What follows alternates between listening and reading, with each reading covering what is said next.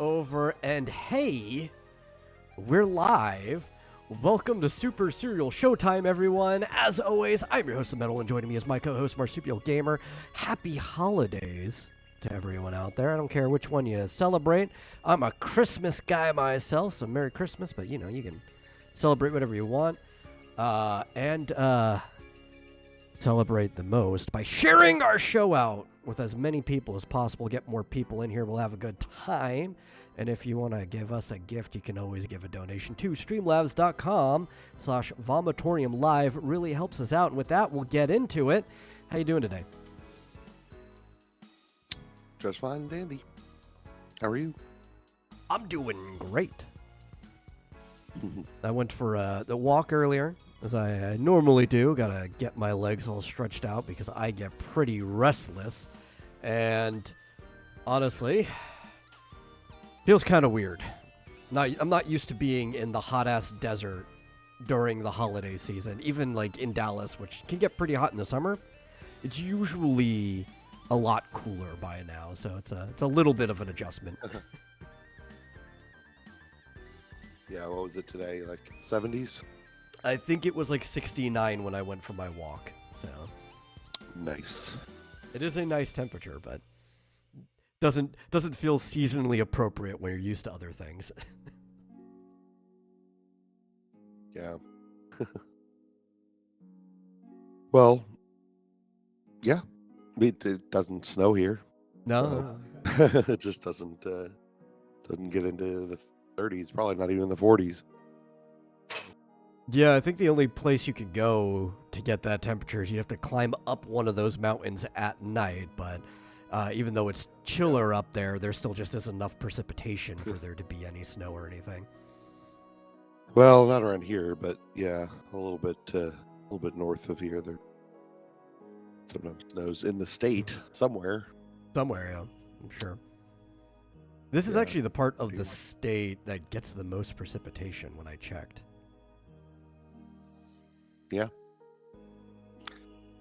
We do get some storms throughout the year. Few. Anyway, got things to talk about. Plenty of things to talk about. I see Fish Chozo in the audience waiting. I will actually pull him up when we're ready to talk about a specific thing because he was the one who posted in the bulletin board. So I feel it's appropriate to let him talk about it if he wants to. We could do that first and get through with it if that's all right with you. Oh. Yeah. So Yeah, this is interesting. I hadn't heard about this. Yeah, let me frame it up and then I'll pull him up on stage. So, there was an announcement, I think it was like sometime last week, it was just after our show, so we didn't get to talk about it yet, where they're going to be making a Clayface movie at DC Studios with director Mike Flanagan, who is writing it, who's mostly known for horror movies. It's not the only things he's done, but most of what people know him for is his horror. So it kind of makes you think that it might be at least a more horror-focused Clayface movie if it's not totally a horror movie. So yeah, Fizz, if you want to come up and talk about that a little bit, speculation, that's fine. Let me adjust our view because we're probably looking all mashed up at the moment. There we go. How you doing, Fizz? Hello, everyone. Howdy. Doing semi-okay. Still having a hard time trying to find a job. Well, it's tough for everyone. But the thing is, my face is back to normal, by the way, if you wonder. You're a little crackly. My face is back to normal, if you know. I didn't know that your face wasn't normal, but congratulations. It's good to hear.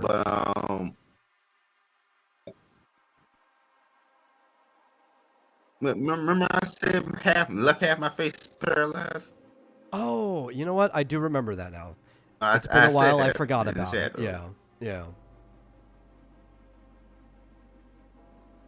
Well, good. Yeah. Glad it's back to normal. Yes. Yeah, face is back to normal now. So, yeah, when I heard about this, I posted on Twitter what I know what they should do. They're probably not going to do this, but what they should do is have Clayface when he's in his clay form be animated in stop motion, like in Fizz, the old 1930s movies. are you on Else in this live action. Wi-Fi or are you on like your phone's wireless? Did you hear what I said? A little. You're cracking in and out. I don't know if it's your reception or not.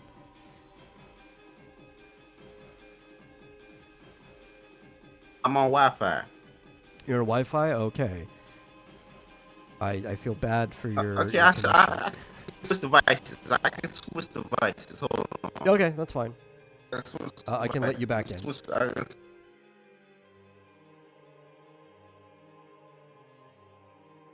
But it's hard to have Well, a it looks like- conversation when you can't make out what the other person's saying. Yeah. Well, it looks like it's slated to be released September 11th, 2026. The Clayface movie. I wonder if Batman's going to be in it. I mean, Listen, if they want Batman's to do not in it, I'm immediately becoming less interested. Yeah. It's kind of like how Venom Yeah. didn't have Spider-Man in it. Yeah, though I would think you could do a Clayface without Batman, I guess, if you were actually treating him like a horror villain, right? And not going like the Venom route, which I don't think you would want to. Mhm. But like what I would want would be mostly Clayface, and then you could have like Batman have a very quick appearance at the very end, right? Maybe he solves it, or maybe you see him like get onto the case after Clayface had like brutalized or whatever most of the people. It doesn't have to like. Can you hear me? Yes, we can hear you. Oh, okay.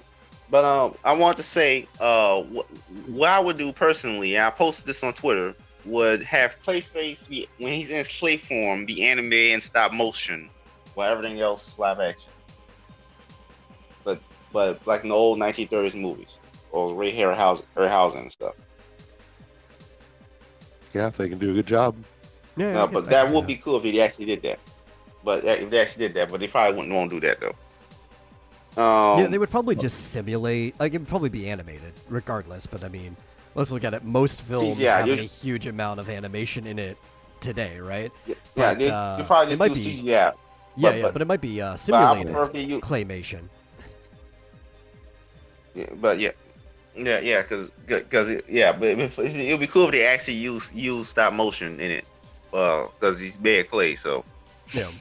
So yeah, like, but another thing is that this has a $40 million budget, so I think he's gonna be slowly falling apart over the course of the movie, kind of like The Fly,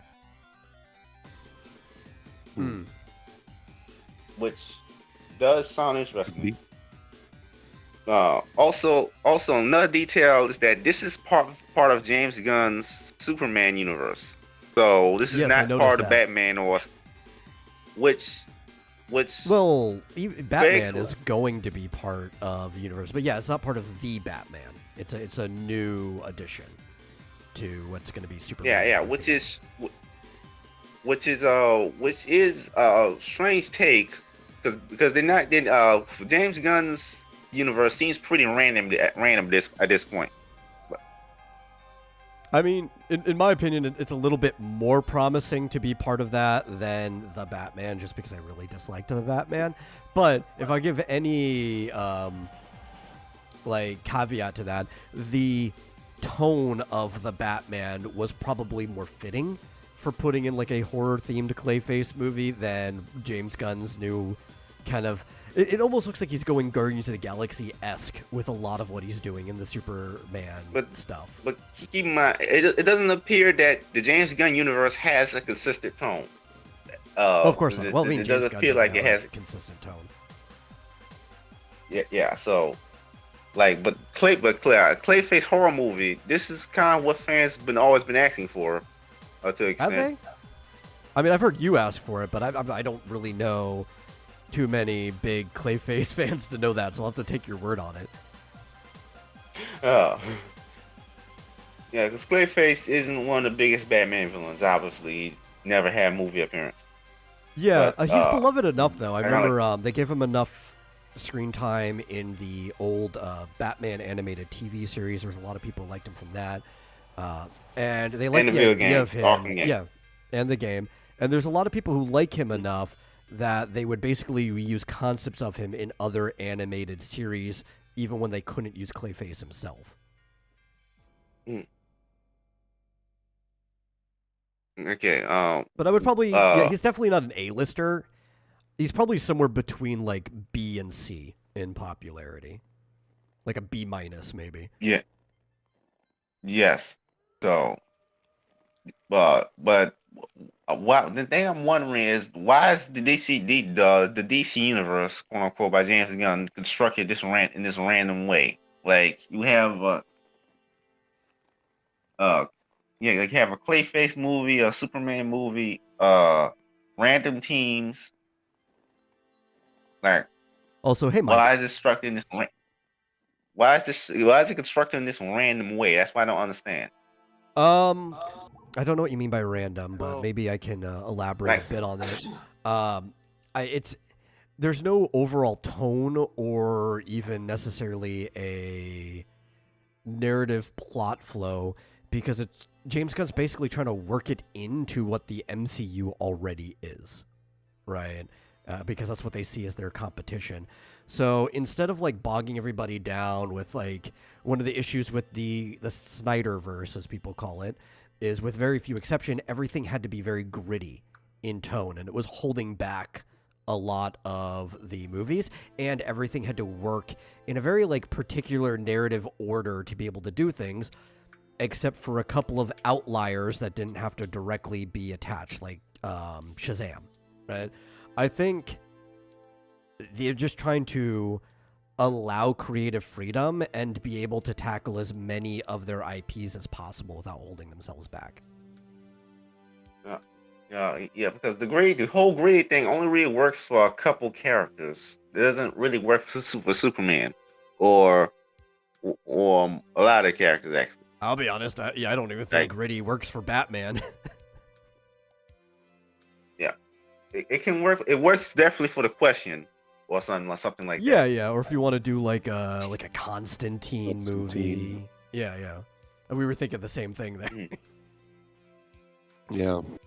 First thing that came to mind. But James Gunn said himself that he wants to establish that you can do anything in DC Studios. So he wants to have, family movies. He wants, general audience kind of stuff like Superman. Then he wants, his words, violent stuff that's violent and sexual. He wants different genres. Yeah, he doesn't want to pigeonhole variety. The production company, because he looks over at what's working elsewhere, and you see you've got things ranging from family appropriate movies all the way to like Deadpool is popular. So it's like, okay, let's go over DC. What is the range of things you can do in DC? Let's do all of it. Yeah, I think that's why it seems a little bit random, because right now he's just establishing sort of his mark of let's do everything. Yeah. Do we have any hope in Mike Flanagan? I think Mike Flanagan's a very competent writer and director. I mean, he's made a lot of pretty good horror movies. He made some that aren't as good, but he's I don't think I've seen any of his movies. Yeah, because I don't think I've seen any of his movies. So, any of them? I looked up his list recently, but while I look it up, Mike asks, so is James Gunn considering adapting The Longbow Hunters? I don't know if he's considering that. Longbow I'll Hunters. say, apparently Flanagan is too busy to direct. Oh, so he's just writing. This movie, yeah. Yeah, Longbow Hunters. I'm confused with who that is. But because he's going to be writing and directing a new Exorcist movie. and he's going to be working on a series adaptation of Stephen King's Carrie. Which would not be the first Stephen King movie he's done. He also did Doctor Sleep, which a lot of people like. I didn't know that he did like Doctor it. Sleep. I didn't actually see Doctor Sleep. But I heard of it when it came out. Yeah, he's also done the remake of The Haunting of Hill House. He did Ouija, Origin of Evil, and I actually think he did all the Ouija stuff. He did Hush. He's done yeah, there's that new Untitled Exorcist is on the list. He's done some VHS stuff, which I actually like the VHS anthology. I think its popularity proves that you can still do anthology horror, and people like that stuff. But yeah, he's done a few like competently made movies.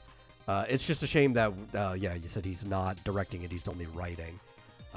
So a writer can make a good script. It depends how the director actually executes it.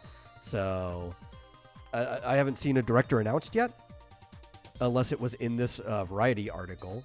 Let me. Oh, that's I already closed it. But yeah, it depends who they get directing on it. Yeah. Yeah, but it looks like it's almost 2 years away. So Yeah, it begins filming next year, literally about 1 or 2 months, early next year. Yeah. okay. So, But I've been not holding my breath, but I've been a little hopeful for James Gunn's little DC thing. There are certain red flags that I don't like because he's choosing to basically just jump straight to a lot of the 2014 and beyond stuff that has not been very good. But you know, maybe he'll refurbish some of those stories to where they're not as bad as the comics were. Who knows? We'll actually have to watch. yeah, well, where's he jumping towards? What do you mean? Well, like one of the things he's doing is that Supergirl, Girl of Tomorrow, or Woman of Tomorrow story. Yeah, there's a few different ones where there's like precise comics that you can name, and it's like, these aren't really the stuff I want to see adapted. I understand that a lot of people don't want to go too far backwards because everybody's seen the origin story of most of these characters over and over. So unless it's a character that's never really had a big most people have seen the origin stories of Superman and Batman. That's pretty much it. Well, and at this point, they've seen the origin story of Wonder Woman. They've kind of seen it for Green Lantern, though I think you could probably redo that better than the movie they did before. There's a few different ones. So I get trying to jump forward and maybe only sprinkling in the origins of characters that people just don't know. But personally, I don't even think you need to start with a character's origin since you can always retroactively go backwards, right? I think you introduce a character, I know, see if people like it, and then you can go backwards and do the origin. I understand that, but most of the other characters beyond this Batman rarely have their mythos explored. Like we rarely. So that's the thing. Like, yeah, but I think exploring a character's mythos shouldn't be a high priority for a film production company. It can be something you do in sequels or prequels. But I think you really do need to sell people on the character. And I think that's honestly a lot of where DC had been flawed before, right? They attempted that by introducing a lot of people to Justice League, but that wasn't a good way to do it.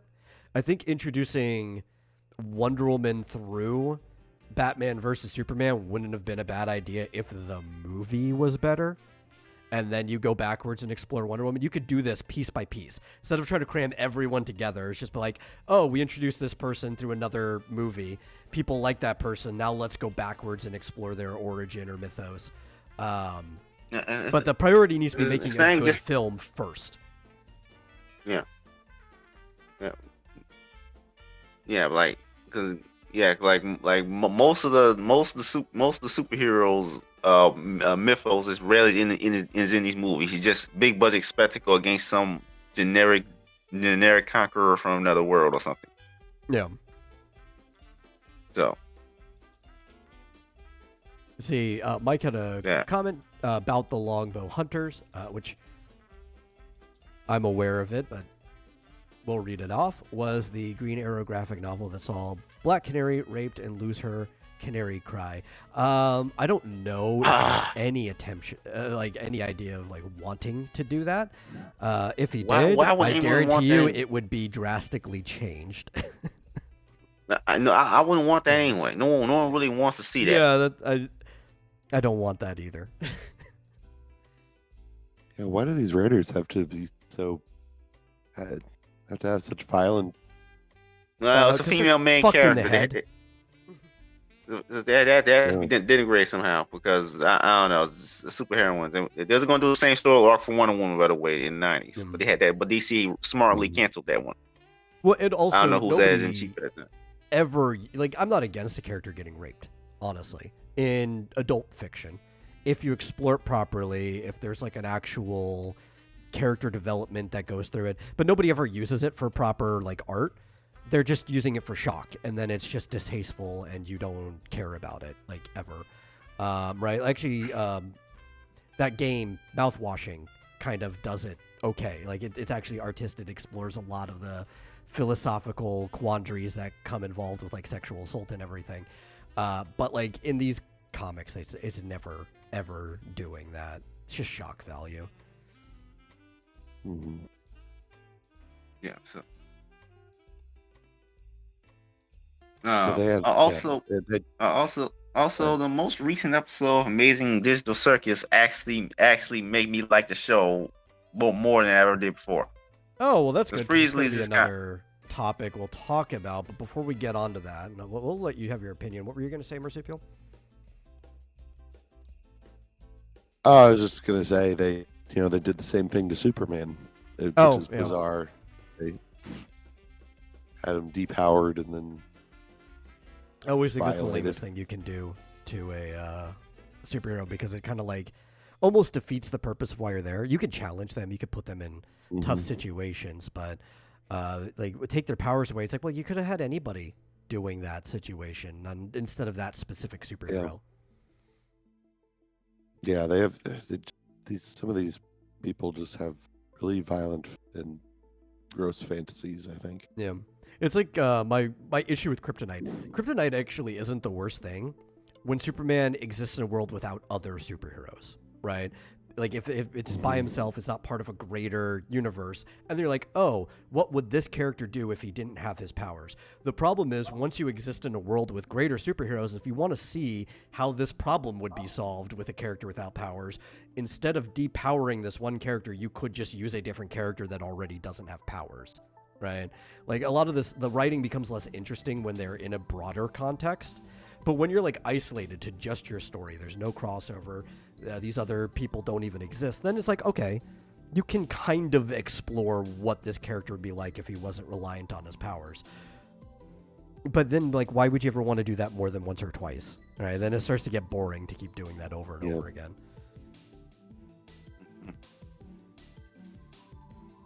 That's why I thought Red Kryptonite was more interesting. Yeah, because at least it doesn't depower him. It just kind of changes the circumstance. But the entire reason why it exists in the first place is because Superman, from a writing standpoint, is so ridiculously powerful that the writers oftentimes don't know what to do, so just have Kryptonite. Oh, yes. It's because they're bad writers. Like Metallo, the entire existence is just being a cyborg powered by Kryptonite batteries that makes man weak whenever he explodes. Like, yep. Yeah. And part of it too, which is just a flaw with the power creep of Superman as a character and just everything going to the heavens and beyond, right? Because Superman is supposed to be a character, from some people's perspective, that is always strong enough to handle a situation. But what does that mean, right? It doesn't always have to be physical power. A better writer could probably say that even if he's met his match, it's Superman's character that is strong enough to beat the situation. But a lot of writers just aren't that good.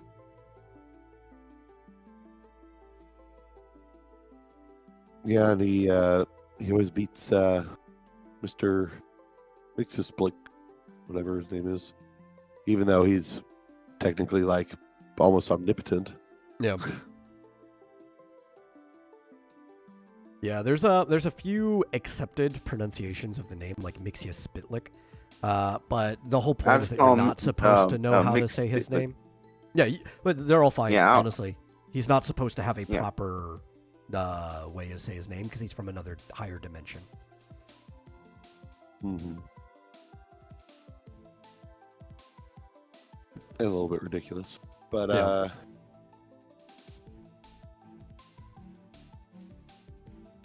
Is that all we have to say about that? I don't have anything else to say.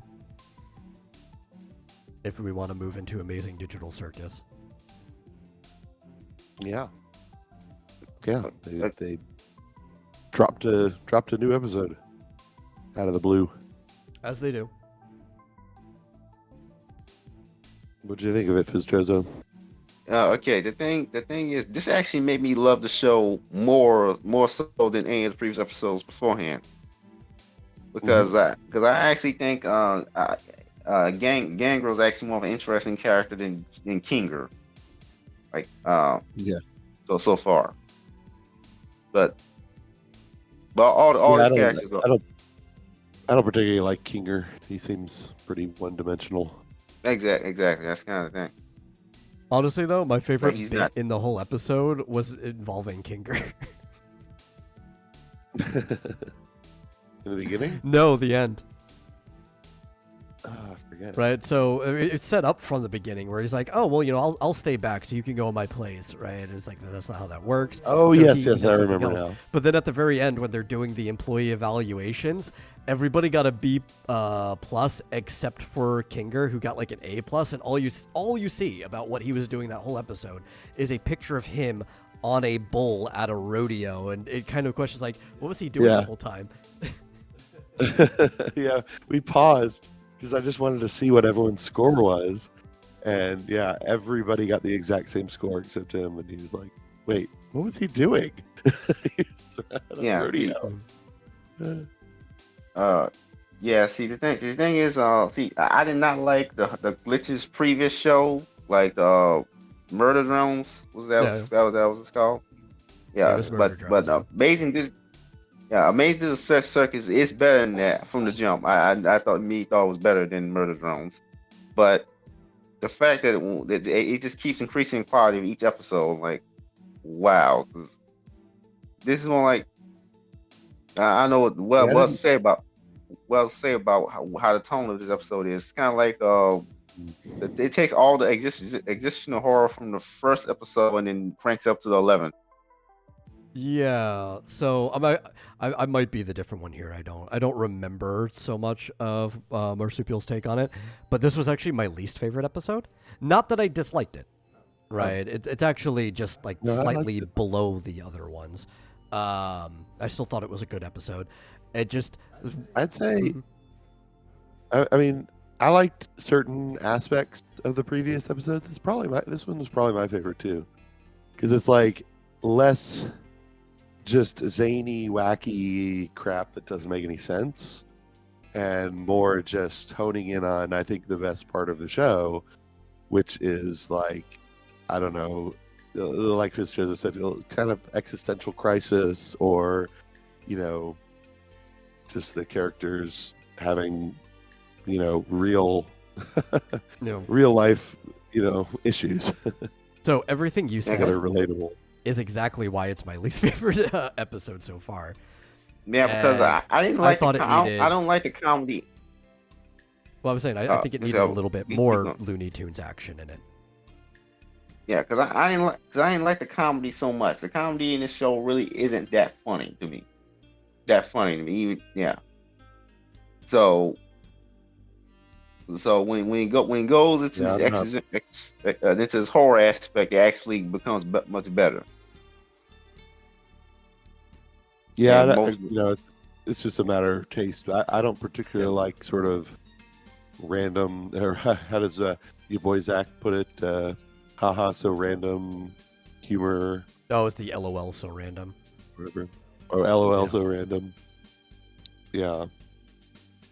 Which I like this show because it's like it does a little bit of that, but then like it just quickly gets into some interesting character study.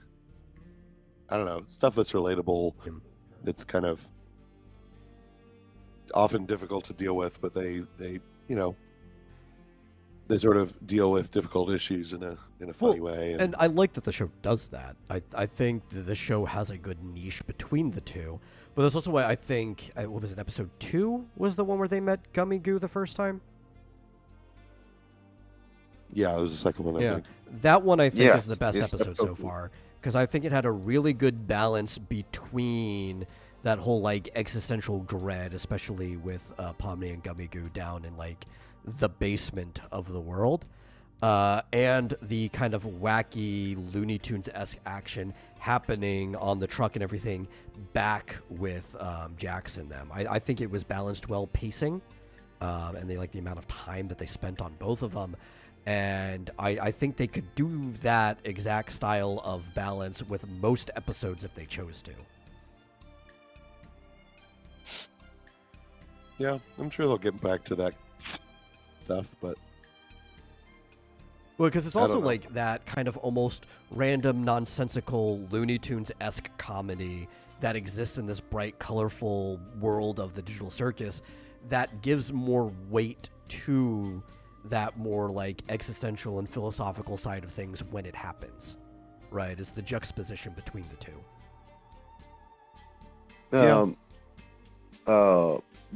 Me personally, I just see as I seen Kane as almost giving off the same vibes as the classic Joker, not the modern version of the Joker. I mean, like the '60s Adam West kind of Joker. I don't see that. I see Kane as more like a genie out of the bottle, or like the Great Gazoo, right?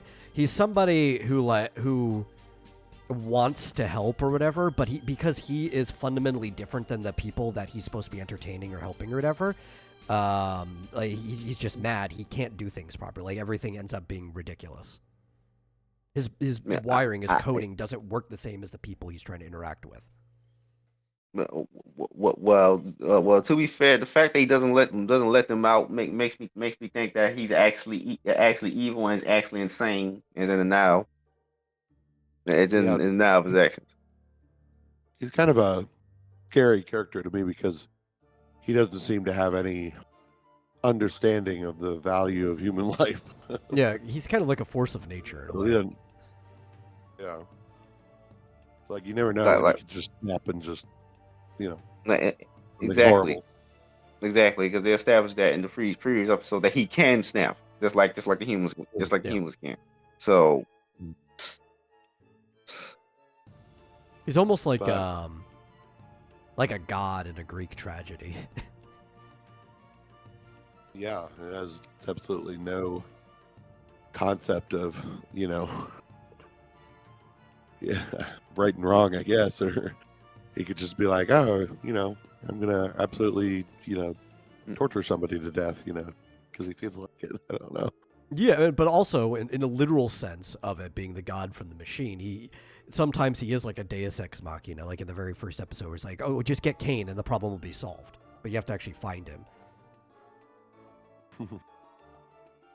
Yeah, and he usually, he'll kind of go along if they have sort of good suggestions, apparently, because like in this one, he was gonna do like another sort of horror movie episode, and they're like, can we do something else? We did that last time. So there was like a related to that, because I think it was Gingle was implied to be the person who put that suggestion in there. There was a really funny bit where Jax had to have his training, right? His extra employee training. And they were watching a video, and in it, Gingle was giving the employee training monologue or whatever, talking about how even if you don't feel like you're cut out for fast food or management or whatever, you should stick to it instead of becoming a manga webcomic artist that will never catch on or make any money. Which I feel like was projection directly on the character that kind of leaks into the character's backstory. And I thought that was kind of interesting, but also a little weird, and maybe we'll find out more about that as it goes along, because they kind of implied that nobody really remembered much of anything from before they were in there. But the fact that Gingles said that previously she was a fast food manager, like a shift lead, and also that makes me think that there's something in their subconsciouses that they remember. I know. I don't think they can remember anybody's names, but they can still remember everything else. Strangely. Yeah, That's why I he believe. obviously. Is Gangle a boy or a girl? Girl. Girl. It's a girl. Oh, it's a girl. Okay.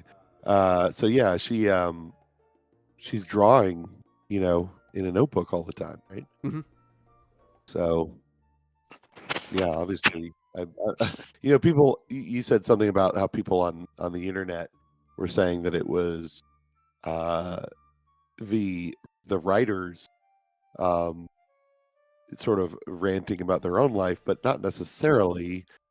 They were. It was clearly about Engel's life. It doesn't Yeah. necessarily mean It's not to say that some of the writer might be in there, because you kind of put a little bit of yourself in everything, but it is character specific. It's not like the writer's trying to like bleed out into the ink or anything like that. Yeah. I think some people on the internet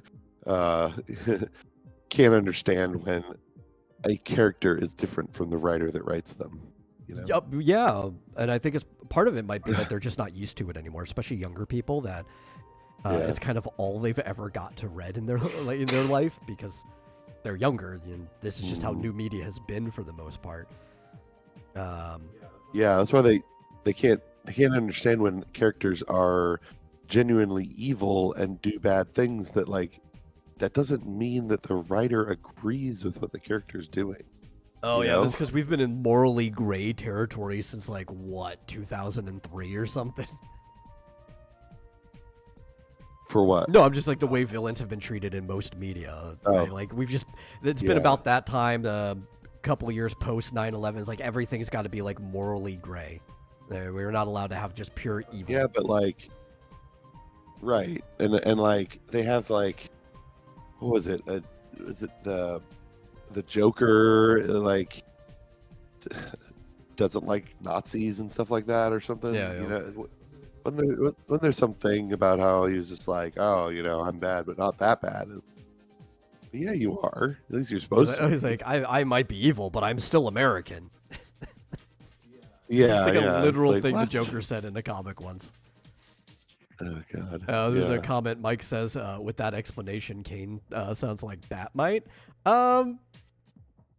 Not exactly, but I mean, in behavior, you could say that he's almost like Mixie or Batmite or some of those higher dimensional imp creatures that come down. He's not that different from them, but he's an AI. He's a computer that's been programmed to entertain humans, and he's doing what he's been programmed to do. I mean, they're in a program, and he has total control of the and he won't let them leave for some reason that we don't know yet. Yeah. So he is sort of like a god to them, or like a extra dimensional being. But they're, I mean, they're this all is not a new concept. I mean, there's a TV show called Black Mirror. They have where this is the exact concept. Yeah. Not making that up. There's a entire episode with that exact kind of computer. Well, I mean, there's been stuff like that even further back, right? You have random episodes of Star Trek and everything. The idea of being trapped in a box with a god who won't let you leave is it's a repeated story. Now it's how you decide to do it that makes it interesting, and I do think that they are doing Amazing Digital Circus in an interesting way. Yeah. Are the people's? Is it just their minds that are stuck in there, or have their bodies been transferred in? I don't think it's we just their mind. fully know. I think it's implied that it's. I mean, that's not their real body. Yeah. It's not their real bodies. That's the thing. Yeah. They don't look like how they do in the real world. But is their body slowly dying? Probably. While they're It stuck has in not been confirmed one way or the other yet. there? Yeah. Can't remember if in the first episode if they describe exactly what happened. The first episode just shows the computer, so we don't know what's Yeah. happening to the body on the other side. Yeah, and it's a model of what's going on too, like a digital representation of something. So the body could still be in front of a computer or whatever. We just we don't know. We don't know anything. Of course, it all could be taking place in a fraction of a second. In real life. Yeah, But, we don't know. yeah, it's a lot like the Star Trek Voyager episode with the clown that's trapped people in this universe where he's supposed to be entertaining them, but he's actually like torturing them. I couldn't remember which series of Star Trek that happened in, but that's exactly what I was thinking of. Yeah, it was Voyager, because I remember that Janeway ends up having to outsmart him. Although she kind of cheats. I mean, she does cheat, basically. It doesn't I every Star think Trek she uses the captain. doctor. Yeah, she uses the doctor to trick him into thinking that she's going into the world, but Yeah. I don't know. She manages to get people I out. feel like that's a requirement to be a captain in Star Trek almost. It's like when you're at the academy, they catch you cheating on the exam. You're like, you know what? You'd be perfect captain material. Let's go. Yeah, exactly. It's like, wait a minute. You didn't actually think your way out of that problem. You just cheated. Yeah. Perfect. Yeah. Results, that's all we care about. That's right. The Mike Yeah. Walters repeats a topic or a statement question that he had. Switching to a more It's a lighthearted lighthearted situation. show. Yeah, this whole show's been lighthearted. Metal, did you tell Marsupial how you became racist against tiger men? No, I did not. And I'm not going to. If you want to find out, you're going to have to go. Martian tiger men specifically, racist against Martian tiger men. You're going to have to go back to Mike Walters' show. That happened last night. And you're going to have to watch it and find out why I became racist against Martian tiger men. Go give him a Wouldn't view. it be species? No, I specifically said I was racist against Martian tiger men. Strange, because because was that a coincidence? Like, because I'm literally have a character called that. So Coincidental. You're gonna have to go back and watch. That's all I could say. Kinda- Give him a view. like, It's an interesting enough show. Yeah. okay. Well, for anyone who's watching who doesn't know what the hell we're talking about, or maybe is familiar with Amazing Digital Circus, but hasn't seen the episode yet, they decided to do an episode where they're all just working at McDonald's, basically, for the whole episode. And Yeah. Gangle, is that her name? Gangle. Yeah. Yes, gang. Yeah, Gangle. Well, Gangle has is the one with the comedy tragedy mask. And her body's made of And- ribbons. Yeah, and her comedy mask gets broken, so All the time. yeah, Zubul gives her a new comedy mask that looks really happy, and it has like little curly cues on the cheeks and stuff.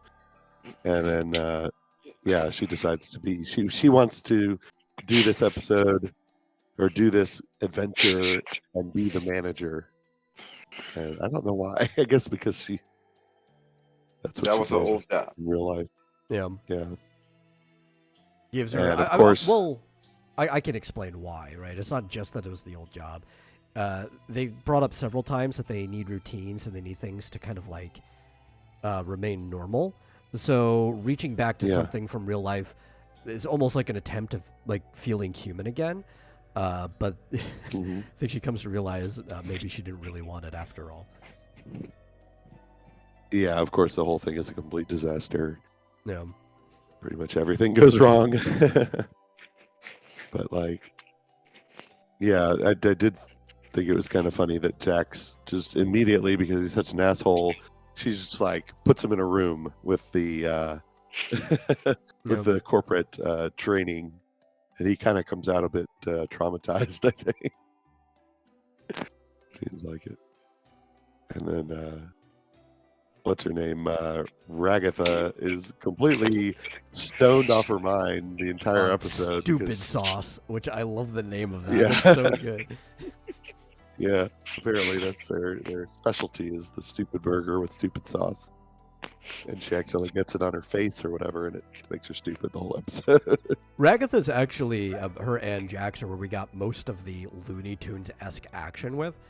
There was a point where he just Yeah. like picks Ragatha up and throws her in the deep fryer, and she's just there like wiggling Oh, the yeah. entire time that he's getting reprimanded. Yeah. And Gangle is like, reprimanding him, but she's not. I noticed she wasn't like trying to get Ragatha out of the deep fryer. No, she's just still there wiggling. I was cracking up a bit. It was funny. That was pretty funny. Just you see legs. Okay, I didn't really laugh, but then again, what makes me laugh is different from most people anyway. Yeah. Oh, I love the kind of Looney Tunes action because to me it doesn't feel like that's supposed to be LOL funny. so random. The type of humor I see for the most part feels like Looney Tunes, which was a pretty random series to a Yeah. degree. But like the humor in this episode in particular was great because it was like understated and a little bit like, oh, there's just like this crazy thing that's happening in the background and nobody's responding to it. Yeah. That I think is hilarious. Or like they bring back the what are they called? The Zoinks or whatever. The Zoink yeah, Queen. the giant worm thing. Yeah, Or Gloinks. They were Gloinks. That was it. The Gloink Queen. That was. I like that. That was funny. And she's just like, of course, Yeah. all of my Gloinks have names. What kind of mother would I be if I didn't name them all? yeah. She have like thousands of children or Mhm. something. And yes, they all each has an individual name. And near the end, too, Pomni was like, I learned more about Gloink reproduction than I ever wanted to. It's like this is happening off Yeah, screen. those are kind of like stock jokes that I've heard 1,000 times before though. So What was that? He said they're stock jokes that he had heard like 1,000 times before. I think stock jokes are fine as long as they work in context, It's like, again, it's not whether you came up with something new or not, it's how you execute it. Yeah, I mean, and the whole thing, I thought it was funny because they have to have repeat NPCs, in each episode, obviously playing. So they different reuse characters. Gummy Goo and Gummy. Yeah. Well, and they set Yeah. that up before, too. In a previous episode, I think it might have been Ragatha. One of them. Yes, I saw too. Yeah, she said that Kane likes to reuse his NPCs. So, like, they kind of, like, set that up that we would end up seeing other ones later in the future. Yeah, but that's from the second episode where she became like his friend and tried to and he became self-aware, right? We had to, like, solve Seemingly. that. What's that? So, yeah, Kane had to, like, fix that situation because we can't have yeah. NPCs becoming self-aware. Then I She- won't be able to tell the difference between them and the humans. Yeah. But she thought that she could, because he suddenly becomes aware that he's an NPC and that and he starts having an existential crisis, and so she thinks that I can maybe I can bring him back to the whatever, to the digital circus main area. Yeah. And yeah, Kane just snaps his fingers and he explodes. And so he shows up and she's like trying to like connect with him, but of course he doesn't remember her. His mind's been wiped. Oh, in yeah. the He's back to iteration. factory setting. Yeah. But she keeps like trying to like I don't know, jog his memory or She almost looks like like, she's look at flirting him. with him, like the well, yeah, poses that's and what it comes caricatures. off. Yeah. I mean, that's what Ragatha Exactly. said. Yeah, I mean that's what I thought immediately. Like, that's not what she's doing, but yeah, Yeah. that's what it looks like, and it's like that made it fun. There's a really funny joke in there when she was crawling around on the floor, and it was one of the other gummy crocodiles like, "Oh, I didn't ask for a Happy Meal or a kids meal," He's like, well, you're not a kid anymore. And he's like, oh, well, an adult toy then. It's like, I don't think that comes off the way you want it to. Yeah. Yeah. I'm trying to think of what else. Was there any other? I mean, obviously, yeah. Kingle got hit by a truck. That was pretty cool. Well, before that happened, basically, she has the whole, the new happy mask on the entire time. Yeah. So obviously, is a bit on the nose that she's wearing a mask, pretending to be happy, and then she has to go out into the alley and take the mask off so she can cry. And I do love how Pommy is like out there taking the trash out, and she's like not moving, like hoping she doesn't see that she can see her there crying. Yeah. What was it at the end that she kind of was like, oh, I know. Pommy volunteers to close for her. Says, you had a rough day. Why don't you take the rest of the night off? I'll close for you. So she kind of goes outside and I guess feels like, oh, well, at least somebody was nice to me. And yeah, they start doing like all the bad. stereotypical movie ending. Like she gets rid of the mask that she's been wearing, dances out in the rain. Like, yeah, you know what? I think everything is gonna be all right. And during this like almost montage-like scene, as she doesn't look both ways, gets hit by a truck. Yeah, I kind of knew that was gonna happen. Like as she's walking out into the street, I was like, she's so gonna get hit by a truck. Oh, yeah, I love it. I absolutely loved it. Yeah. And then it's like, yoink, she's in the evaluation room for, Well, because it's almost like they forget that they were in a like a quest or an adventure, right? That it's like as soon as all of them actually finally leave the parking lot and go home, they get ripped out of it. Yeah. I thought that was funny when I was wondering what they were doing, because Jax, who was just basically traumatized from the employee training thing, he just like gets in his car and drives home. I'm like, what? Yeah. Wait. It's like, aren't they? Is this like? Are they gonna see what happens when they go home? I mean, something. Well, it makes sense though, because if you're doing an actual everyday life of a fast food employee, you actually have to follow through until you're no longer the fast food employee. So I'm just imagining like he's in the street and it's like halfway through driving home, he probably got yoinked out of it. Yeah, I guess so. I did find that it was, I mean, she was like thinking that she totally failed, but everybody got the same score, which I guess kind of means it was all meaningless. Like, oh, exactly. Everything they did was meaningless. It's it just didn't really matter. Preoccupy them. I mean, the fact that Ragatha, who did nothing but like lie there drooling on the floor, making funny noises, stuff, like got the same score as everyone. I think it's also probably a criticism somewhat of working a fast food job, that it doesn't really matter how hard you try or not, just showing up, doing your job, and you've done it. You get paid anyway. Exactly, yeah. The only person who got a better score was Kingler, who didn't show up. Yeah, exactly. Kinger literally gets the biggest score. So. And Kinger also was doing a more interesting thing, which is probably why he deserved a better score. Really? Yeah. It's funny because you had to. It was up on the screen so fast, you had to pause to see what each picture was, what they were each doing in the pictures, and what scores they each got. And it was B plus, B plus, B plus, B plus, B plus, A plus. I'm gonna go use the restroom. I'll be right back. Oh,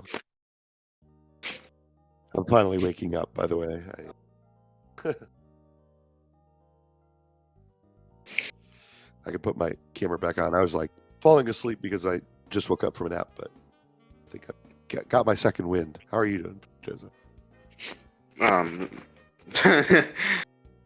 all right.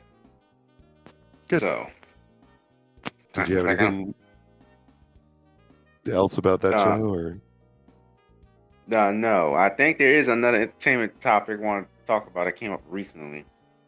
okay? I Well, can't- I have to say I do agree with you. This was my favorite episode. But it was like Wow. a slow burn. It was like, well, what is this? They're just at a fast food restaurant. But yeah, after it was over, I was like, man, I really liked that. That was really good. But go ahead. Uh, You have a different topic? uh, something, something involving film, TV show. I forgot.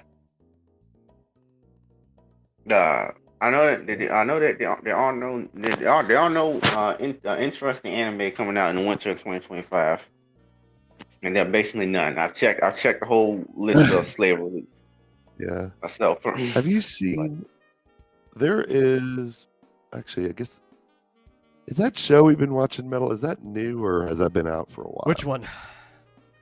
The The Rascal Does Not Dream of Bunny Girl Senpai. What That's we old. said?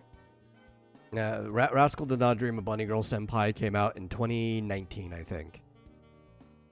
I would never even watch that to begin with. But, I know you wouldn't, Yeah, yes. but we're gonna start talking about other stuff. So, if the stuff you're not interested in, you can leave now. It's not a I'm probably hentai, gonna mute it's myself not a, most of this until I can remember what I was going to talk about. So I used the wrong word. Well, it is not a hentai, but it's also not No, a. It's not at all. Isekai. It's not an isekai, Yeah. so it's a real life. Mhm. Well, there's some fantasy well, elements to it, but if you remember what you want to talk about, and if I want to let you talk about it, I can invite you back up. But if you wouldn't mind, you could just go back to the audience until then. Then you don't have to worry about anything else. That way, I can full screen us again. we can let you in if you. Yeah, I can always let it Think back of in. it. That's not a problem. It's almost Yeah. Yeah. It's almost the end of the year. We can. Yeah. do what we That's want. not a problem. Oh, he just dropped out. I mean, he could have stayed in the audience in here. You know, like, whatever. Yeah. If he remembers, he can come back in. I'm not actually trying to like be mean or anything. I'd just rather focus on the conversation we're currently having. Yeah. Yeah. Well, apparently, there is a. Oh, these are different. There's. Hmm? What is it? So we've been watching the show called Rascal Does Not Dream of Bunny Girl Senpai, Mhm. but there's also a film. Yeah, there's a movie that took place after the first season. Yeah, called Rascal Does Not Dream of Knapsack Kid. Yeah. So it's a light novel series that has different titles for the different books in order. Yeah, and So then there's most another people just one. call it Rascal Does Not Dream. Is the series. Yeah. Yeah, there's Rascal Does Not Dream of a Sister Venturing Out. Oh no, does the sister grow up? She's so cute. I want her to stay. Well, you A know, there's child this thing forever. called linear time. No, she's so cute. But I feel so bad for her. She's such a. Oh. Anyway, I don't know if you want to talk about that. No, we can today talk about it. That's fine. We watched, but there's not much to talk about because we only watched like 3 episodes of it or something. The main quandary got solved within those 3 episodes, so I'm wondering what else they do with Yeah, the rest of so the I'm like- book that they're adapting. Yeah, what else? Well, like, obviously the movies have to do with other characters, so there must be more. Yeah. Like, maybe that's all there is to say about the girl who, they did seem to solve her problem.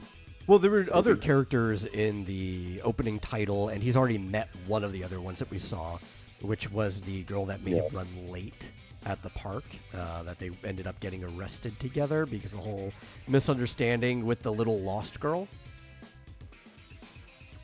You don't remember? So he was going on a date with the main girl in the bunny suit, right? And she's like, don't be late. And as he's like going to the train station, there's a little tiny, like a young lost girl at the park that he wants to help find her mother. But there's like a misunderstanding after misunderstanding. There's this other girl that finds him and thinks that he's like trying to kidnap the little girl or something, so she just like attacks him. But then because she finds out about the misunderstanding, she's like, oh, well, it's only fair if you hit me too. So she lets him kick her in the butt really hard. But the second that he assaults her, technically, a cop goes by. And then they get pulled to the police station, and they have to explain the whole situation where they're both let go. But it lasted even longer than it needed to because she was on her phone the whole time the cop was lecturing her, which made the lecture even longer. For being on the phone, and he was late for his date. Like, there's this whole, like, almost little side quest that happened in there. And she was one of the girls in the opening of the show, like the title sequence. So she's probably going to come back into it at some point. Yeah, I remember that now, all that, but that completely just left my mind because it just seemed like so random, and then they just never talked about it again. Yeah. So, yeah. That'll be interesting. I do find, so, yeah, the writing reminds me of the Gilmore Girls in that they don't talk like normal human beings to me. Do they not? Have you ever seen the Gilmore Girls? I have seen the Gilmore Girls. I'm just saying that's not how normal people talk. No, nobody talks like that. It's like they talk... They don't talk fast like they do the Gilmore Girls. Yeah. But they do just... It kind of sounds like written dialogue. It doesn't sound like something someone would actually say. It's just... the person talks, and then the other person talks, and then the other person talks. It's just... There should be, like, interrupting and... forgetting a word, and it doesn't sound natural and fluid. It just you don't want sounds natural very talk in a series, but it should seem natural. It just sounds scripted to me, and it just, I don't know, it's just his style, and it's fine. I like the show. Like, there's a couple just things funny that that you mentioned that I just don't want in my scripted dialogue, like I don't want people forgetting words. And I don't want pausers like I just did, like or like or things like that. You kind of want all of that deleted. I don't know. Yeah, I guess that's not exactly what I was thinking of. It's just, I don't know. It's just the style of talking where they just, I don't Like a know. stage It's just play? the kind of, yeah. And they just immediately have comebacks to everything. And immediately know what to say next. It's just, it reads like it was thought out dialogue that, like, nobody would actually think to say in the moment. I don't know. It just doesn't seem very realistic. Like you're reading Gone with the Wind. Yeah, because, like, we watch. We've been watching Don Machi. All of the dialogue in that seems very natural and normal and. Well, I think one of the reasons there might even be some overlap with like the Gilmore Girls is that what we're watching is a drama, right? Like, this is the type of dialogue, especially for the target audience. You're kind of expecting drama writing. I guess, yeah. Maybe it's just the genre that I'm not really. It pulls me out of it a little bit. Like, it'll be fine for a while. Things will happen. They'll have conversations or whatever. And then, like, they're talking, like, next to each other, like, when they were in bed, like, next to each other. It just suddenly, I was just like, it doesn't sound like a natural, it does not sound like a natural conversation. But this is a pet peeve, maybe, I guess. But I mean, it's not even really a pet peeve because it doesn't really annoy me. It's just funny and, I don't know, maybe just indicative of the genre, I guess. Maybe, yeah. Because, frankly, what I expect from like dramas, the Gilmore Girls. Yeah, I like the Gilmore Girls, and I've seen every episode. So. Just saying. Yeah, to some degree, like, I prefer that. Like, I almost miss that type of dialogue in series. Fischosa brings up Rick and Morty has natural sounding dialogue, and it gets grating. At times it does. Not always. I mean, sometimes it's fine, but it can get pretty grating. Yeah, Rick and Morty's grading for different reasons to me. Yeah. Just because it's the sort of I don't know, the Rick is just always on. It's like, calm down, dude. And then when he's not on, he's like totally depressed and wants to kill himself. Jeez. But yeah, it's the dialogue style of statement reply or statement retort. Like there has to be a follow up to every single statement, which is very classical of dramas. Yeah, You know. I guess. It just, I'm like, I feel like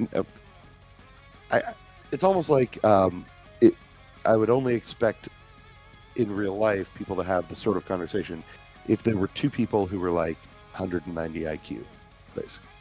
Like they're too smart for what they actually like. Like I said, there's always the retort, and it's an intelligent response. I don't think it has as much to do with intelligence, right? Especially you could tell the difference. But it has a lot to do with whether you're a practiced conversationalist or not. I guess.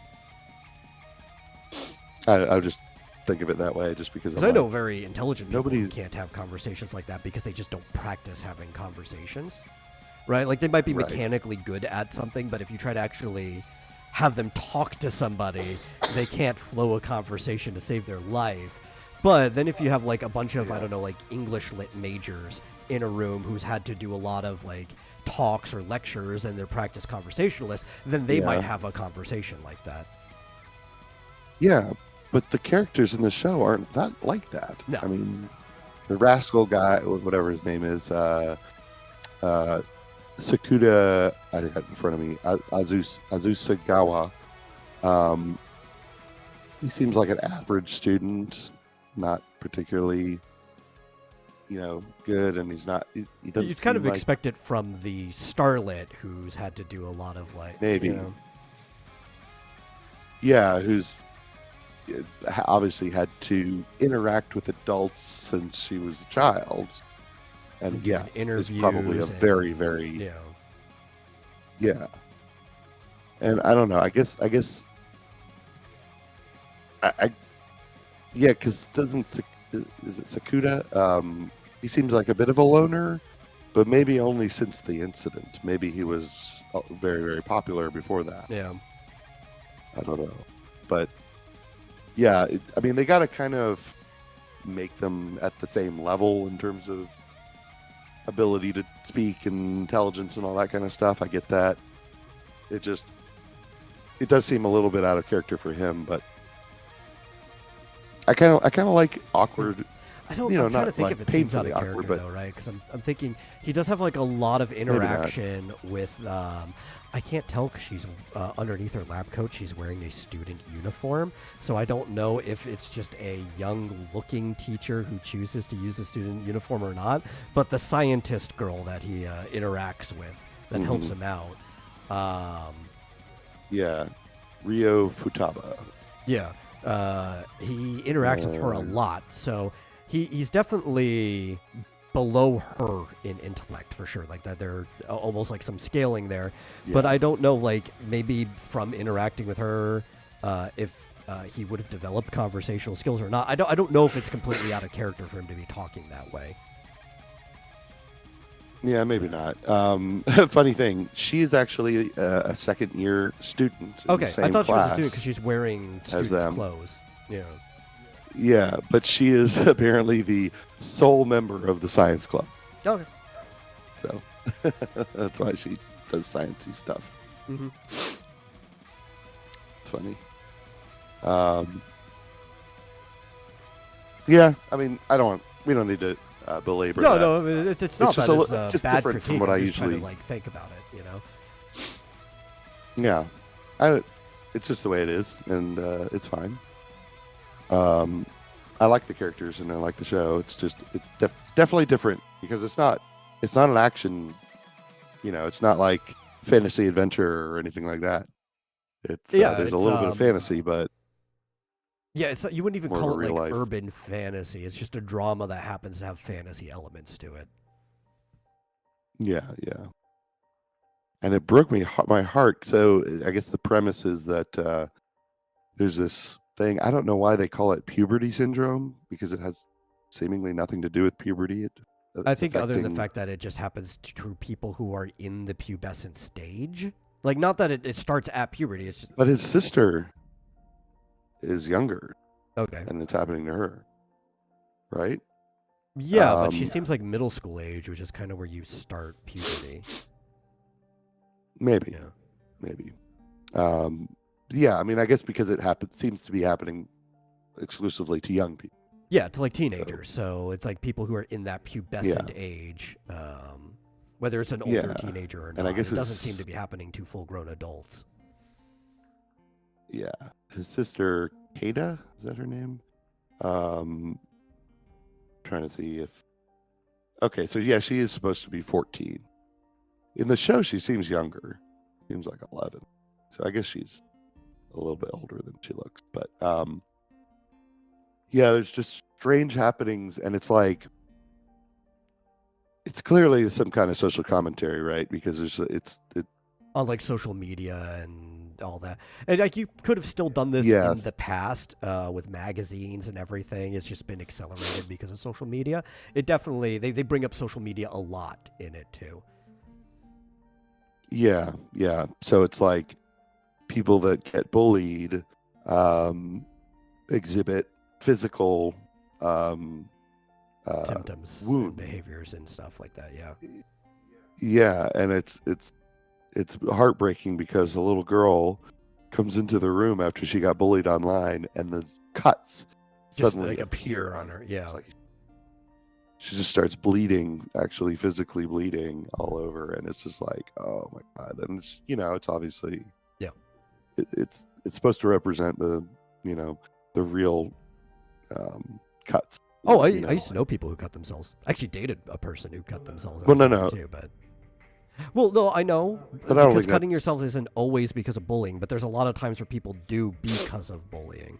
It's a self-inflicted cut. Yeah, but I don't think that's what it's about. I think it's a physical manifestation of what's being Yeah, done to I her. know of like mentally. the slices and the wounds that words can do, but they're also implying that it is your perspective that's doing it to a degree. So even though she's not cutting herself through the puberty syndrome, they are self-inflicted cuts. I guess. And the second And that he she got a big stopped ol- hearing about all the bullying, she's not on social media and everything, the cuts stop. Yeah, but it's kind of sad. But she gets offline and she stops going to school. I guess he must be essentially homeschooling her. His parents aren't with them. No, or they don't live with their parents. He's just He even explained too is because of everything that was happening, that his parents were just like Yeah. making it worse, and they don't live with, or they didn't believe what was happening. I can't remember the specifics, but he did bring up that it was related to the puberty syndrome why they don't live with their parents anymore. Oh, okay. Yeah. I missed that. But it is sweet that he's Yeah. so protective of her though, and he's taking care of everything. But yeah, the main female character, Mai, was an actress, a child actress, but she seemingly wants to give it up and go back to school, and probably doesn't want to be recognized anymore. It's just, But then we Probably also sick of find everyone. out that she never actually wanted to give it up. The real problem was the boundaries that her mother was crossing, and her mother being her manager. So she is convinced to go back too, because as long as she just isn't managed by her mother anymore and can set proper boundaries. Yeah, but she basically just starts to disappear. Yeah. Like actually becoming invisible. People can't see her, and then they start to forget her. They can't even see her name. Her mother even And forgets that she ever had a daughter. Yeah, but he's the last one, and I guess they figure out that when you fall asleep, that's when you forget them. Well, I think Or forget it's her. when you're not observing her, you can forget about her, which you can still keep an observation of her in your mind when you're not around her until you fall asleep. That's like the last closing point. Yeah. Yeah, and they have a very bad analogy to Schrodinger's cat. Yeah. Because almost nobody understands Schrodinger's cat. I don't really blame them. it's sort of the layman's pop culture interpretation of it. And sorry, I saw Joe's had his hand up, but we can. Oh yeah, he's had his hand up for a while. I was just waiting for us to come to a conclusion Sorry, on this. Yeah. Yeah. But yeah, so he ends up forgetting her, but then I guess because the friend in the science club had written a note to him before she forgot, and then written a note to herself to say, "Give this to him. Don't even think about it." And it essentially reminded him that he was in love with her, and then he remembered her after he remembered how much he loved her. It's like it was too hard for him to actually forget. It was like buried in there somewhere. Which they kind of explain. It's not that anybody actually forgot her. It's that like there's this atmosphere that is clouding them, stopping them from observing her. Yeah, I guess. Yeah, they even talk about like we'll the atmosphere in the school and everything, and she just kind of became part of the atmosphere, something that you can't really see directly. Yeah. But yeah, after 3 episodes, well, he when he remembers her, he goes and yells as loud as he can so the entire school can hear that she exists and that he's in love with her, and then everyone can remember her again. So well, so they kind of like a making vignette. rumors because nothing spreads through the atmosphere or fights the atmosphere more than spreading rumors about somebody, right? So it's like, there's nothing more to the talk of the town than gossip about somebody who like declared their love for somebody else. You get to make fun of them for like a year, you know? Yeah, well, I got the feeling at that point he wouldn't care. But well, he was counting on it almost. But you know, it was sweet, but it was kind of like a 3-episode vignette, and I'll be interested to see like, okay, well, what now? Because that kind of solved the whole problem of the show. But obviously, there's going to be, I'm guessing, another person has some other unique issue. We're probably just going to be dealing with puberty syndrome in general throughout the whole show. Yeah. I feel like that's just it. Like, you probably could have called the series Puberty Syndrome, but maybe that wouldn't sell as much because the word puberty is in the name of the series. And it's not as catchy as, like, putting a name like Rascal Dreams of, or Doesn't Dream of Blank or whatever. Yeah. But, yeah, so it's an interesting show. I don't know. I think I saw it while we were on this show, either a week or two ago. It was a week ago. Yeah, didn't it announce it was getting like another season or something like that? Or yeah, and of course, you know, it just shows a girl in a bunny suit, you know, and that's how it starts out, her walking around the library, and he's the only one who can see her. And I was like, yeah, that's a show I'm going to need to watch. You're going to have to see what that's about. And it turned out to be pretty good. So we'll keep watching. You can. I gotta grab something. Real quick. We'll see what Fizzozo wants. If I even want to talk about whatever he wants. Let's see.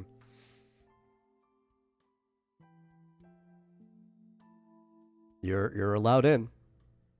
If you're still there. There you are. Let me fix this again. You're muted, by the way.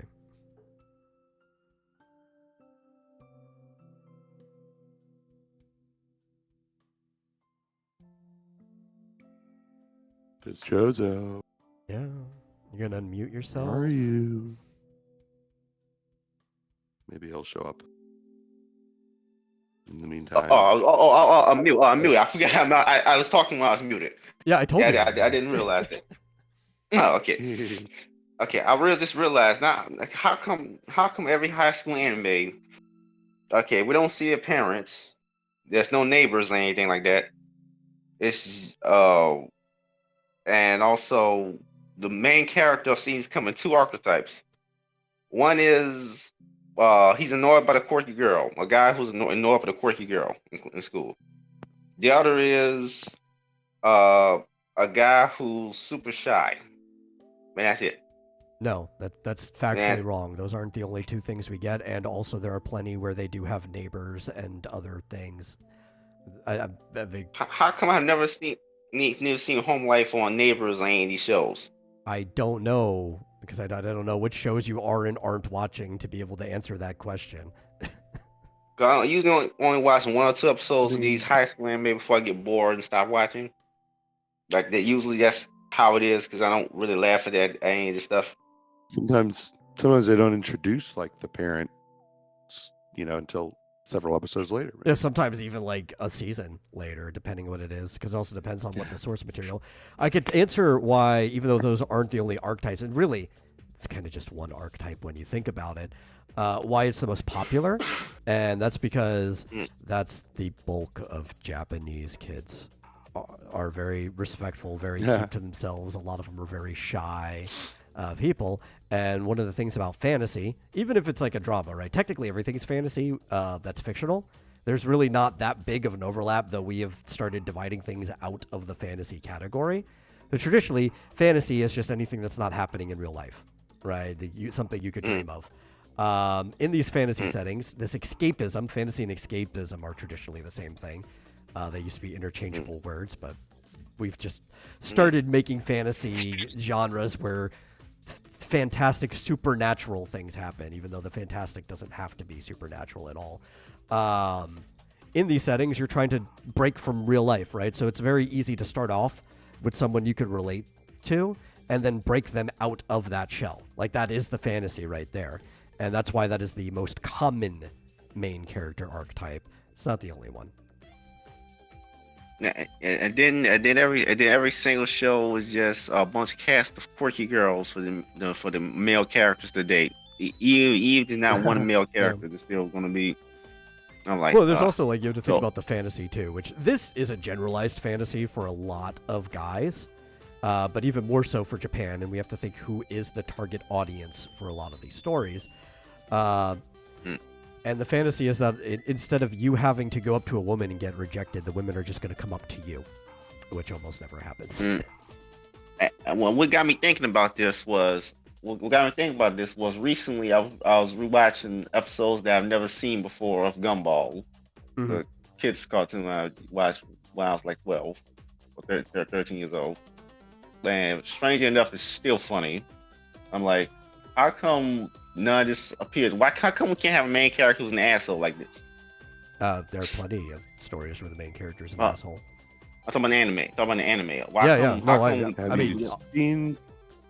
Have you seen Konosuba? No. Well, you said high school specifically, but how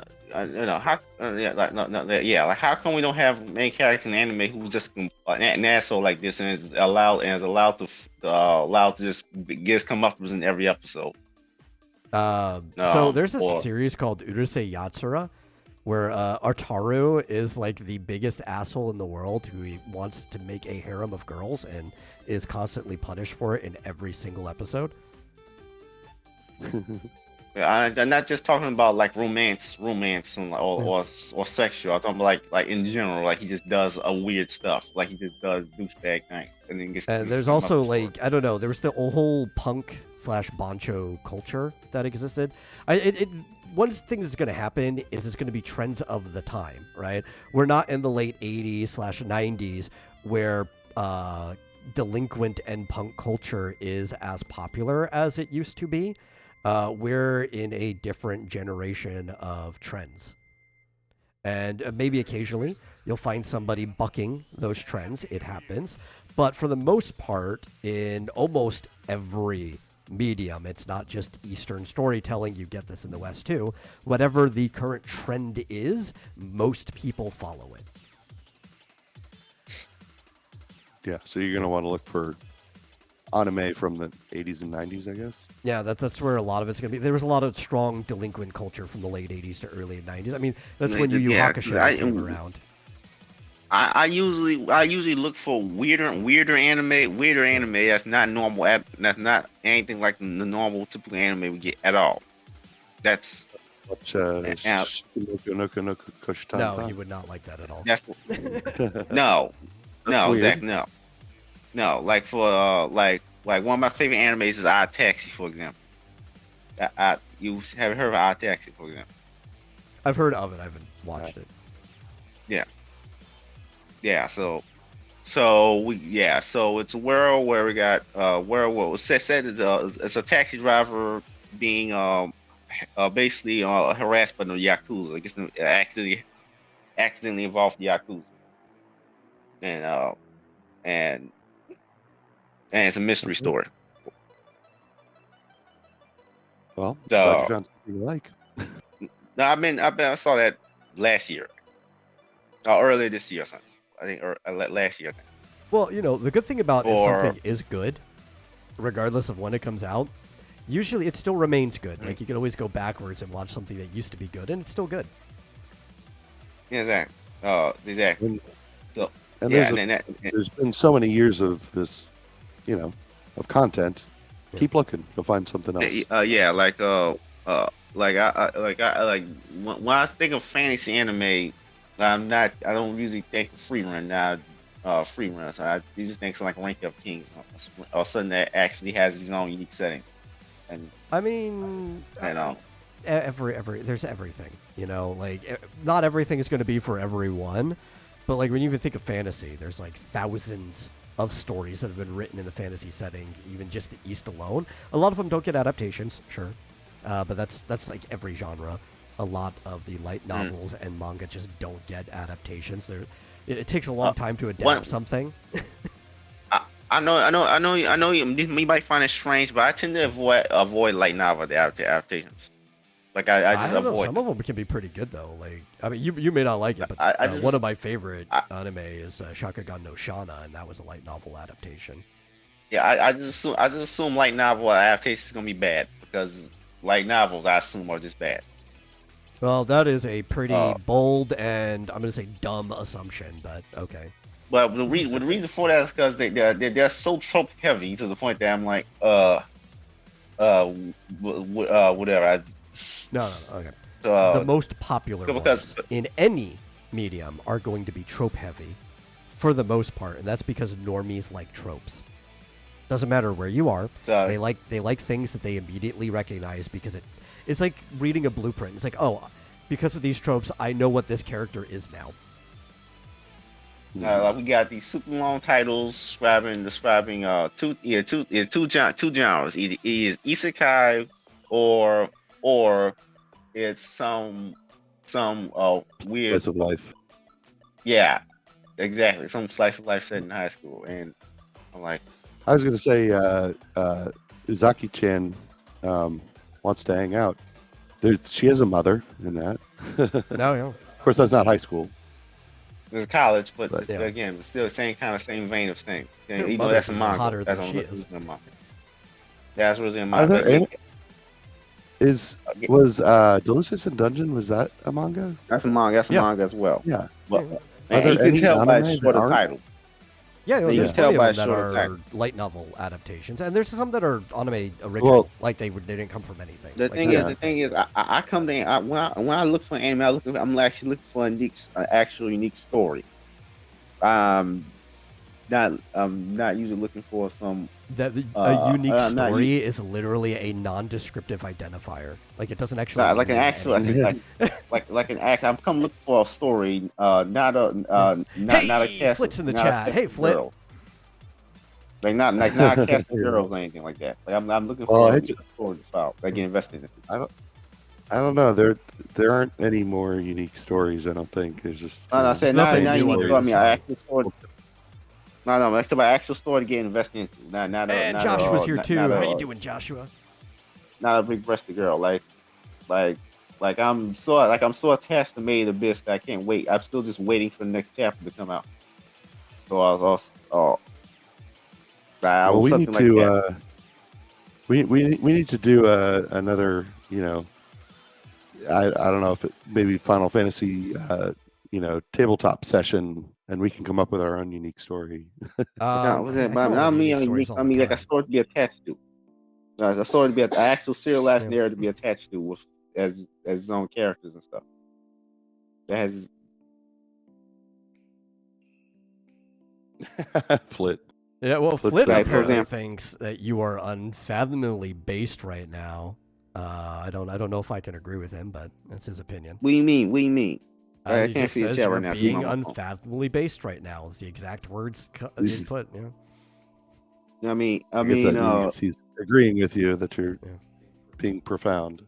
like, do you know what Ranking of Kings is even about? By the way, if you don't know. Only basically because it's on my to watch list. I haven't actually watched it yet, but it's been on my Yeah. list. It's been We should highly get around to recommended to me. So Death Prince who gets excommunicated from the throne of his kingdom ruled by a giant. He's not the main character is genetically a giant, even though he's tiny. There's a reason for it. I'm not spoiling it. Um, and he goes on an adventure to prove he's worthy with his shadow friend, not his literal shadow. I got a shadow creature named Kage. Yeah, that's what I assumed when you said his shadow friend. Yeah. Yeah, that's a kind of a race that exists in the world. Yeah. The races are fine tuned to the setting very much. I don't think there's only any elves and dwarves in this show, in this universe. Well, we'll have to watch that. I got some time off around Christmas, so maybe we'll watch that. Yeah, well, yeah. Main Abyss is marsupials kind of avoiding because the controversies or of something. Because I heard a lot of people won't watch it because I don't think they don't like seeing kids and anybody here is even aware of the controversies around Made in Abyss. I've only ever heard positive things. It's a highly rated one, but I've watched like 3 episodes of it, and I couldn't get past episode 3. I was just bored in all 3 episodes. It failed to hold my attention. The reason why a lot of people, some people won't watch it, some people, at least from what I heard, I've chatted with people about this before, is that they don't like seeing kids in violent situations. Yeah, I don't give a shit about that. I also don't usually give a shit about what most other people say. Like people hearing why other people don't watch something is not going to stop me from watching something. It's just if it can hold my attention. I'm talking primarily to Marsupial. I'm talking primarily to Marsupial. He's mostly just been watching whatever I tell him to watch.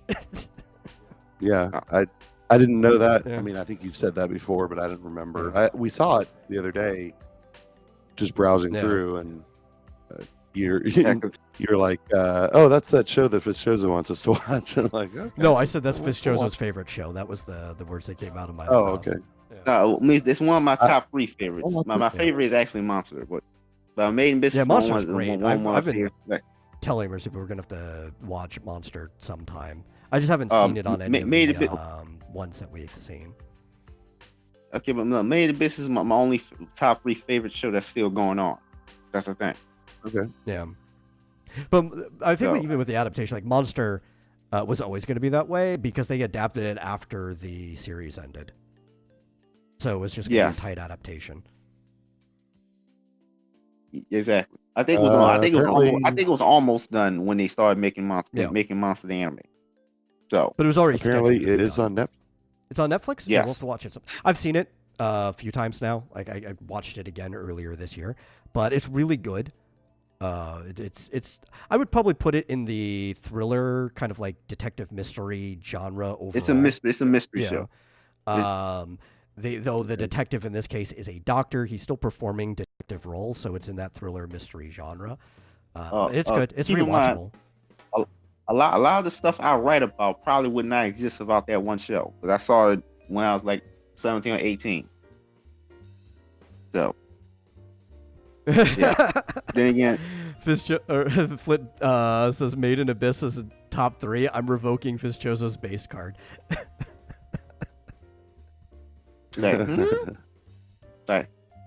Made. Well, I'm confused about that. Like, listen, I don't have any problem with it either. Like, I don't care about the controversy or anything. But like I said, it just could not keep me interested while I was watching it. I almost wanted to start scrolling on my phone the last time I tried watching it. And what makes it uninteresting is the characters uninteresting or just the setting? Honestly, I think it's mostly the dialogue. Oh. And I don't know. I don't even know if it's been dubbed or not, but I was watching it subbed. No, it's been dubbed. Okay. Yeah, no, it's been dubbed. I saw the second season sub. Well, that's been dubbed too, though. Well, I put Monster in my watch list on Netflix, and Yeah. we haven't really had a chance to talk about either Don Machi or Ranma 1/2, but Yeah. kind of out of time. Well, yeah, we are. Yeah. Sir Gentle Bread showed up. But- Thanks for showing up. He says To Love Rue is top 2, or To Love Rue Darkness specifically. I don't think To Love Rue is anywhere in Fizz Chozo's list at all, except maybe at the very bottom. Yeah, is that wait? I get that some. I don't think I've ever seen To Love Ru. I think I get that mixed up with Girls Bravo. It's a very, very different series. But anyway, Well- yeah, we are out of time. Thanks for hopping on, Fizz Chozo, actually having approved topics to talk about today. Thank you guys all for showing up. Sorry that you came pretty late. We've been starting later than normal too, and people are still coming late. So just so you know, I was going to say, mostly been if y'all starting want at- to... I was going to say, if y'all want to see our discussion of the latest episode of the Amazing Digital Circus, go, rewind. Rewind and rewatch watch it the again. show. Yeah. Or a reminder, we start at 9 p.m. Central Time. You can convert that to whatever your local time is on Mondays and Thursdays. Mondays, if you mostly want to talk about serials, film, anime shows, comics, whatever, we do kind of jump onto topics if the chat is interesting enough. They request us to. Though if you really want us to talk about something, just go to our Discord and drop it in the bulletin board, and we will pull it up. And yeah, share us out. Oh, you know what? Mm.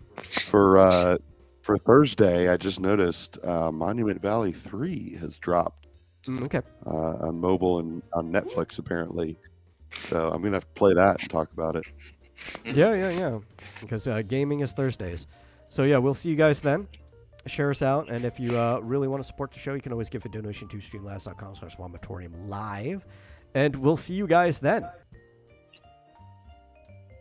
Bye.